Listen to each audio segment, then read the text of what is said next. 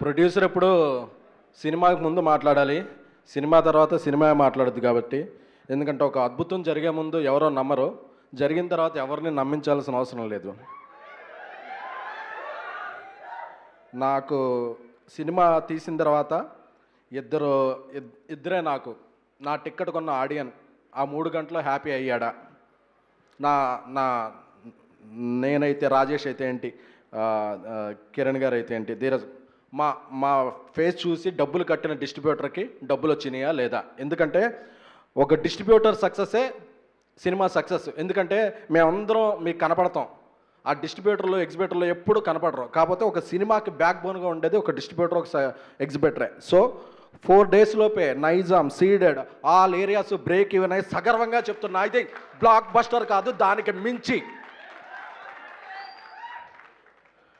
ఎందుకంటే నైజాం డిస్ట్రిబ్యూటర్ శశి గారు వచ్చి చెప్పారు, సీడెడ్ డిస్ట్రిబ్యూటర్ అయితే వచ్చి చెప్పాడు. నెక్స్ట్ ప్రెస్ మీట్లో ఆంధ్ర డిస్ట్రిబ్యూటర్లు కూడా వాళ్ళకి రాత్రి ప్రెస్ మీట్ పెట్టాం కాబట్టి రావడానికి టైం చాలేదు, అందరూ వచ్చి చెప్తారు. ఎందుకంటే వాళ్ళ హ్యాపీనెస్ నాకు చాలు. ఎందుకంటే 2700 శాలరీకి నేను బతికేసిన వ్యక్తిని. టీవీ 9లో పనిచేసినప్పుడు నాకు డబ్బు అక్కర్లా, 2-3 ఏళ్ళకి ఒక సినిమా తీస్తా. రాజేష్ లాంటి మంచి డైరెక్టర్లు, రవి లాంటి మంచి డైరెక్టర్లు నాకు దొరికితే ఆ సినిమా అందరికీ నచ్చితే చాలు ప్యాషన్తో. ఈరోజు మీకు అందరూ నచ్చింది. ఒక 6 hours పాటు సినిమా ఏంటి అన్నది మాకెంత అభిమానం ఉంది ఇండస్ట్రీలో అని తెలిసింది. ఆ తర్వాత అభిమానులు సినిమా టికెట్ ప్రేక్షకుల నుంచి ఎంత అభిమానం వచ్చిందో తెలిసింది. We are very very happy. Kiran గారి గురించి చెప్పాలంటే, ఫైనాన్షియల్ టెన్షన్లో ఉన్నప్పుడు డబ్బులు అడగలేదు, కాపీ టెన్షన్లో ఉన్నప్పుడు టికెట్లు అడగలేదు. ఆయనే వెళ్ళిపోయి గ్రౌండ్కి వెళ్ళిపోయి అన్నిటికి వెళ్ళిపోయి అర్ధరాత్రి కూడా ఫోన్ చేసేవాళ్ళు, అన్న సినిమా బ్లాక్ బస్టర్ కొడుతున్నాం, అన్న బ్లాక్ బస్టర్ కొడుతున్నాం, మీరు బాగుండండి. అంటే ఒక నిర్మాతకి ఇంత బ్యాక్ బోన్గా ఉండే హీరోని నేను సంపాదించుకోవడం అనేది చాలా చాలా చాలా అదృష్టంగా భావిస్తున్నాను.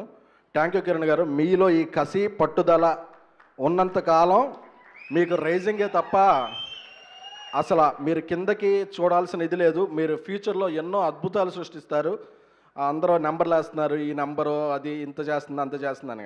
ఈ నెంబర్ల కన్నా మించి మీ అందరూ, అంటే కిరణ్ గారి సినిమా వస్తుందంటే టిక్కెట్ కొనొచ్చు అనే అభిమానాన్ని ఆయన సంపాదించుకున్నాడు. ఆ అభిమానం అనేది చాలా చాలా చాలా కష్టం. సో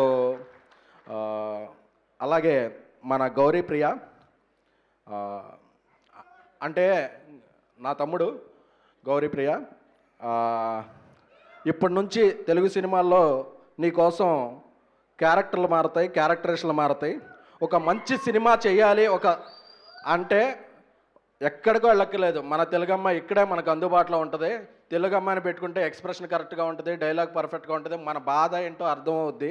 వాళ్ళ మేనేజర్ వచ్చి మాట్లాడే అమ్మాయికి ఒక మేనేజర్ కూడా లేడా, ఏమన్నా ఉంటే ఇది కావాలని ఆ అమ్మాయి అడుగుద్ది. అంత మంచి బంగారం లాంటి మన అమ్మాయి గౌరీ ప్రియ.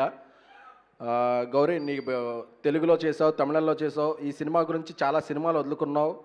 బట్ ఇక్కడ నుంచి నీ కెరీర్ ఇంకొక రేంజ్కి వెళ్ళొద్దని అనుకుంటున్నాం.